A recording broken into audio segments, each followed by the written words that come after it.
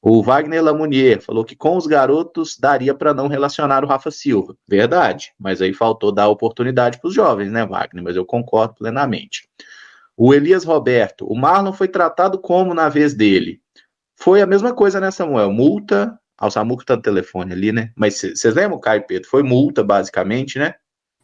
Isso, teve uma multa para o Marlon, que teve 2 expulsões praticamente consecutivas, né?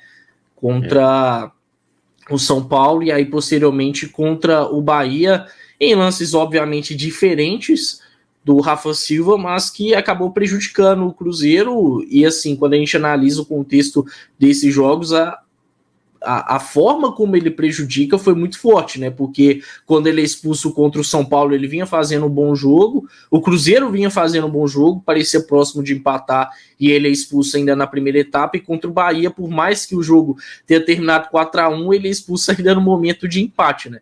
Mas ele foi devidamente punido pela gestão, e me lembro até que ele chegou a falar abertamente sobre isso, né?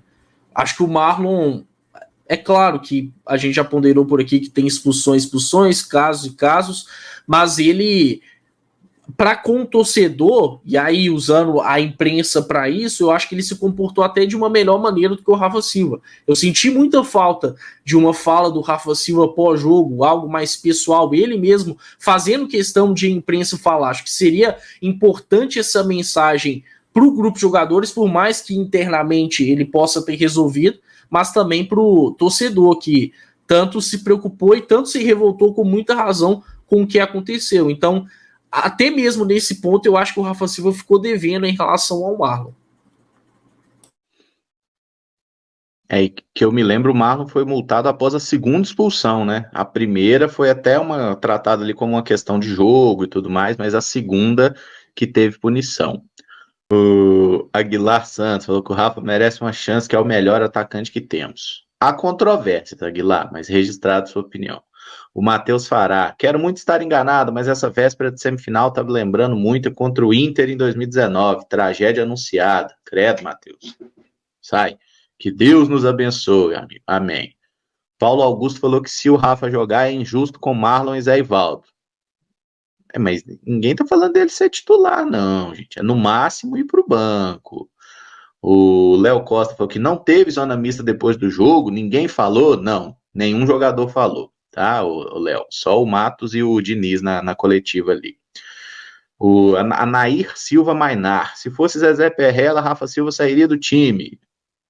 O Rafa já não estava no time, né, mas os episódios que a gente tem do Zezé Perrella aí, não que tenham representado alguma coisa de sucesso, né, mas o Edmundo, depois do pênalti contra o Vasco, ele não jogou mais pelo Cruzeiro. O Zé Carlos, da expulsão de 2009 contra o Atlético, também não jogou mais pelo Cruzeiro. O Diego Viana, Cruzeiro não pode ter essa vaidade de deixar um atacante de folga em BH curtindo a vida enquanto o elenco está carente de atacantes. Tem que levar o cara e colocar para jogar se a gente precisar. O Fábio Oliveira, já vejo a manchete de quinta, uma cotovelada na cara dos críticos. Rafa Silva entra e decide a classificação para o Cruzeiro na Argentina. Ô Fábio, eu tô querendo que o Cruzeiro classifique, viu? Pode ser a cotovelada na cara dos críticos, mas aí é o que os meninos falaram, né? Não é eu sou o herói, né? Fiz o gol, fiz a minha obrigação, peço perdão pelo vacilo. É isso, não tem nada de... Não está fazendo nada além da obrigação. Christian Lima foi um dos que falou que o Rafa Silva em condições físicas se daria bem com o estilo do Diniz, porém ele não mostrou comprometimento. Aí eu quero que ele se lasque e volte para a Coreia. Vamos ver. O Mineiro BR, se o Rafa Silva fosse expulso de novo logo ao entrar no jogo, qual seria a reação de vocês? Ô Mineiro. Aí é eu que vou falar que peço perdão pelo vacilo, né? Aí vai ser Rafa Silva calando a boca de todos que o apoiam. Hoje. O Diego Viana mandou ali, Diniz vai dar a segunda chance pro Rafa Silva, ele vai brocar o gol da classificação e o Samuel vai ficar triste na transmissão.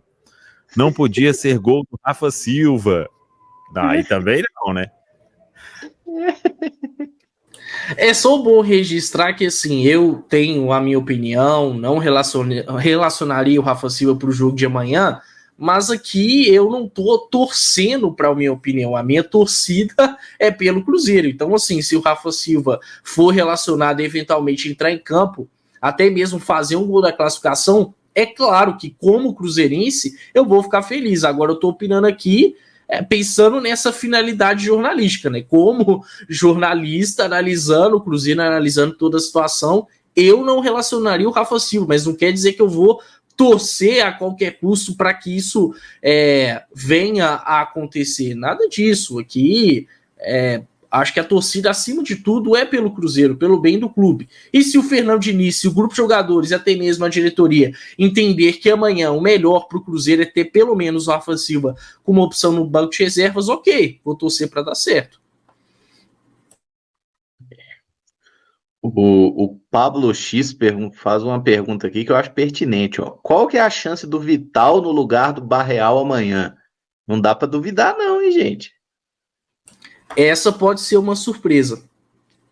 Porque, assim, o Matheus Vital contra o Lanús, ele tem ali 10 minutos positivos, mais do que o Barreal, né? Porque o Barreal não teve sequer 1 minuto positivo contra o Lanús na ida, e tem algum impacto a entrada dele, né? Porque ele sofre a falta em que gera o gol, depois disso participa da finalização, né? Finaliza bem o Osado espalma e o Caio Jorge faz o gol. E a gente tem visto que o Matheus Vital tem recebido minutos sob o comando do Fernando Diniz. Não seria o que eu faria, mas dentro daquilo que o Fernando Diniz tem feito, eu, sinceramente, não descartaria. Até porque hoje, mesmo achando que o Barreal é bem mais jogador do que o Matheus Vital, já entregou mais com a camisa do Cruzeiro, mas se a gente for pegar um recorte aí dos últimos jogos, não tem sido muito diferente o desempenho dos dois, né? E o Matheus Vital contra o Lanús, ele entra mais aberto pelo lado esquerdo, inclusive com o Barreal atuando um pouquinho mais recuado. Então pode ser que seja, sim, uma surpresa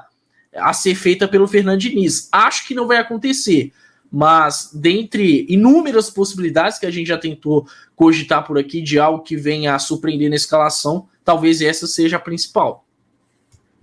Eu também não me assustaria. O Vital parece hoje ser uma espécie de 12º jogador para o Fernando Diniz, né? Já entrou como substituto do Matheus Pereira, já entrou também como opção mais ofensiva, que foi o caso do jogo contra o Lanús. Não faria, apostaria naquela formação que eu falei, tentaria ali um esboço de um 4-4-2 losango, com o Álvaro Barreal voltando a jogar naquela função que ele teve as melhores atuações, que foi como um meia pela esquerda ali naquela formação com 3 meio-campistas. Só que é uma possibilidade. Se é um jogador que ele acaba entrando com frequência, em algum momento já foi até titular em ausência do Matheus Pereira, não me surpreenderia o Fernando Diniz optando por ele, já que o Álvaro Barreal não vem apresentando um bom futebol nesses últimos jogos.